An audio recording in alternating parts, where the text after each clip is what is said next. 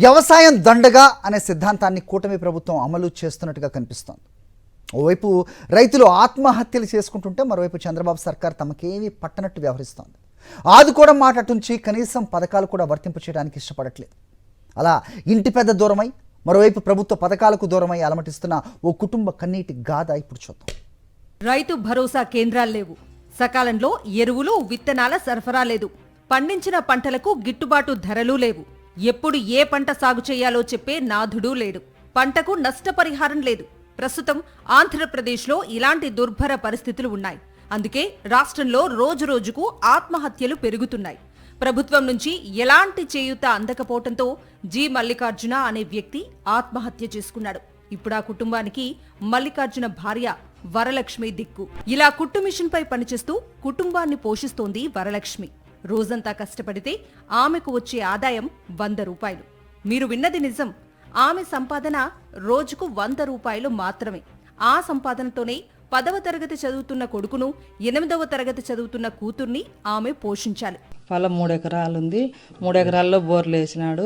శనక్కాయ ఎత్తంటిని 4 బోర్లు వేసా వద్దన్నా కూడా అప్పులు చాలా చేసి 10 లక్షలు అప్పులు చేసి ఇంటికాడికి అప్పుల వద్దండ్రి. చేతగాక మత్తలు తెచ్చుకొని నాకు తలకాయ తిరుగుతుంది రా అంటే పోయినాము. ఆటోకి వేసుకొని పోయినాము. శ్రీనివాసులు హాస్పిటల్లో జరిపించినాము. గంట సేపు ఉన్నాడు, చనిపోయినాడు. అనంతపురం జిల్లా సింగనమల నియోజకవర్గం బుక్కరాయ సముద్రం మండలం దయ్యాల కుంటపల్లి గ్రామానికి చెందిన మల్లికార్జున చిన్నకారు రైతు. పంటను కాపాడుకోవటం కోసం 3 ఎకరాల పొలంలో 4 బోర్లు వేశాడు. దీనికోసం దాదాపు 10 లక్షలు అప్పులు చేశాడు. కానీ ఫలితం దక్కలేదు. దీంతో 2024 సెప్టెంబర్ 11న ఆత్మహత్య చేసుకున్నాడు. 4 బోర్లు వేసినాడు. శనక్కాయ వేస్తాండే, కంది వేస్తాండే, అట్లాంటివన్నీ చేసి చనిపోయినప్పుడు కూడా కంది వేసినాడు. అట్లే ఇంకా ఏంది కంది పండలేదని అట్లే మాత్రలు వేసుకొని చనిపోయినాడు. ఆత్మహత్య చేసుకున్న రైతు కుటుంబానికి తక్షణమే 7 లక్షల రూపాయలు ఇవ్వాల్సి ఉండగా చంద్రబాబు సర్కారు మాత్రం ఆ పని చెయ్యలేదు. దీంతో ఆ రైతు కుటుంబం దిక్కుతోచని స్థితిలో బతుకు వెళ్లదీస్తోంది. అన్నయ్య ఊజ్యమత మీద తెచ్చిపోయారు. అప్పులు చాలా అయ్యి పంట శనక్కాయ పంట మనసంగా రాకపోతే మందులకి దాలకి తెచ్చిపోయారు.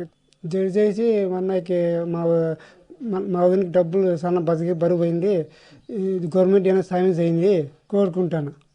కూటమి ప్రభుత్వం వ్యవసాయాన్ని నిర్లక్ష్యం చేయటం వల్లే రైతులు బలవన్మరణాలకు పాల్పడుతున్నారని రైతు సంఘాలు మండిపడుతున్నాయి. విత్తనం నుంచి విక్రయం వరకు ప్రభుత్వం అండగా ఉంటే రైతు ఆత్మహత్య చేసుకునే దుస్థితి వచ్చేది కాదని అంటున్నారు. వ్యవసాయం దండగా అన్న మహానాయకుడు చంద్రబాబు నాయుడు దుర్మార్గ పాలనలో రైతులకు బ్రతికే వీలు లేకుండా పోయింది. ఏ పంటకు గిట్టుబాటు ధర ఇవ్వరు, కనీసం మద్దతు ధర ఆలోచన చేయరు. రైతు భరోసాకు పేరు మార్చి అన్నదాత సుఖీభవ అన్నారు, కానీ అది చెప్పినట్టు ఇవ్వలేదు.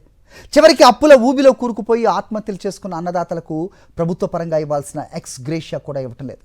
చంద్రబాబు నాయుడు ఎప్పుడు ముఖ్యమంత్రిగా ఉన్నా రైతులకు గడ్డుకాలమే. ఇప్పుడు అలాగే ఉంది. అనంతపురం జిల్లాలో ప్రభుత్వం ఆదుకుంటుంది అన్న నమ్మకం లేక చేసిన అప్పులు ఎలా తీర్చాలో తెలియక జీవితం అంతా చీకటైపోయి ఓ రైతు ఆత్మహత్యకు పాల్పడితే 6 నెలలు దాటినా ఇంతవరకు ఆ రైతు కుటుంబాన్ని ప్రభుత్వం ఆదుకోలేదు. దీనిపై రైతు సంఘాలు భగ్గుమంటున్నాయి. అనంతపురం జిల్లా రాప్తాడు నియోజకవర్గం మన్నీలా గ్రామానికి చెందిన రైతు కరుణాకర్కు 3 ఎకరాల భూమి ఉంది. అందులో కొన్నేళ్ల క్రితం చీనీ పంట వేశాడు. 5 ఏళ్లు ఎదురు చూసినా కనీసం పూత కూడా రాకపోయేసరికి చీనీ చెట్లు తీసేసి వేరుశెనగ, వరి, బెండ, ఆనప సాగు చేశాడు. ఏదీ కలిసి రాకపోగా అప్పులు పెరిగిపోయాయి. 15 లక్షలకు పైగా అప్పు కావడంతో ఏం చెయ్యాలో తెలియలేదు. రోజు అప్పులోళ్ల ఒత్తిడి పెరగడంతో ఆత్మహత్య చేసేసుకున్నాడు. కేవలం 32 ఏళ్ల వయసులో 100 ఏళ్లు నిండిపోయాయి. కరుణాకర్ మరణంతో భార్య వెంకటలక్ష్మి 2 పిల్లలకు దిక్కు లేకుండా పోయింది. చీనా చెట్లు 5 ఏళ్ళు, టమోటా అన్నీ 3 ఏళ్ళు 4 ఏళ్ళు పెట్టి పెట్టుబడులు రాక అప్పులళ్ళు పొద్దుములు తిరుగుతా అంటే ఇళ్ళకు. అందుకని మా అన్నదమ్ములు 3, మా బావగారు కూడా చేస్తున్నాము. అంతా కూడా చేసి ఇట్లా ఇంకా ఊరులు మా గిడ్డ మంది తెచ్చుకొని తాగినాడు. తాగి ఇంకా సవీర్ హాస్పిటల్కి పిలిచిపోయినాము. అక్కడే 8 లక్షలు అయినాయి. కరుణాకర్ చనిపోయి 5 నెలలు దాటిపోయింది. ఆత్మహత్య చేసుకుని రైతు మరణిస్తే 7 లక్షల రూపాయల ఎక్స్గ్రేషియా ఇవ్వాలి. అది ఇంతవరకు రాలేదు. ఎక్స్ గ్రేషియా కోసం ఎంఆర్ఓకు అర్జీ పెట్టినా ఇంతవరకు పని కాలేదని బాధితుల తరపున ప్రయత్నం చేస్తోన్న కిసాన్ మిత్ర మండలి కోఆర్డినేటర్ భవానీ అంటున్నారు. నేను గ్రామంలో సచివాలయం వెళ్ళి కూడా కలిశాను అగ్రికల్చర్ ఆఫీసర్తో. మరియు వాళ్ళతో కలిసినప్పుడు నాకేం చెప్పారంటే ఈ క్రాప్ బుకింగ్లో వాళ్ళకు పంట పెట్టారా లేదా అనేదంతా తెలుసుకున్న తర్వాత మళ్ళీ వాళ్ళని తీసుకొని వెళ్ళి వెంకటలక్ష్మిని, కరుణాకర్ భార్య వెంకటలక్ష్మిని తీసుకొని వెళ్ళి కలెక్టర్ ఆఫీస్లో ఒక అర్జీ ఇవ్వడం జరిగింది. అదే రోజున మళ్ళీ మనం ఎంఆర్ఓ ఆఫీస్కి కూడా వెళ్ళి అర్జీ ఇవ్వడం జరిగింది.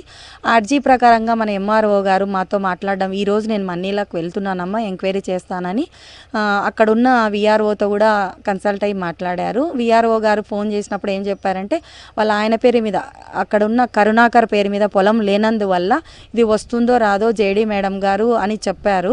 కాకపోతే అని చెప్పడంతో ఎంఆర్ఓ సారు ఎంక్వైరీ చేస్తామని చెప్పారు.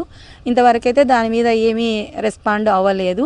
తమది రైతు ప్రభుత్వమని చంద్రబాబు అప్పుడప్పుడు సరదాగా అంటూ ఉంటారు. కానీ రైతులను ఆదుకోవలసి వచ్చేసరికి చేతులెత్తేస్తారు.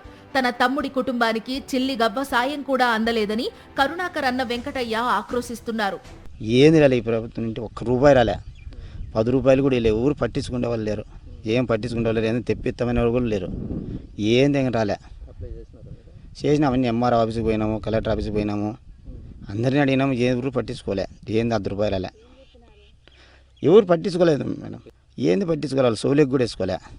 ఏంది కాలే, మాకేందని వస్తే మేలే, ఏంది రాలే. ఇదే డబ్బులు చచ్చిపోయిన డబ్బులు ఏమన్నా వస్తే ఏమన్నా అప్పులు కొంత కట్టదామని. ఏంది రాలే, ₹1 రాలే. కొడుకు మరణంతో ముసలి తండ్రి కన్నీరు మున్నీరుగా విలపిస్తున్నాడు. తమకి ఏమీ చెయ్యకపోయినా పర్వాలేదు కానీ తన కోడలి కుటుంబాన్ని ఆదుకోవాలంటూ కరుణాకర్ తండ్రి వెంకటరాముడు విజ్ఞప్తి చేస్తున్నాడు. ఆయమ్మకన్నా మాకేం వద్దులే, మేము ఎన్నాళ్ళు ఉంటాము, ఎన్నాళ్ళు ఉంటాం పోతాము. ఆయమ్మకి సాయం చేస్తే చాలు మాకు, ఆ పిల్లోళ్ళకి. ఇంకా ఆమెకి అట్లా సాయం అన్న చేస్తే మేము ఏదో మా పని మేము చేసుకొని ఉంటాము. ఆమెకి సాయం చేయాలని అడుగుతున్నారు. చంద్రబాబు గతంలో ముఖ్యమంత్రిగా ఉన్న 3 పర్యాయాలు రైతుల ఆత్మహత్యలు నిత్యకృత్యాలే. ఇప్పుడు 4వసారి అదే విషాదం కొనసాగుతోందని రైతు సంఘాలు మండిపడుతున్నాయి.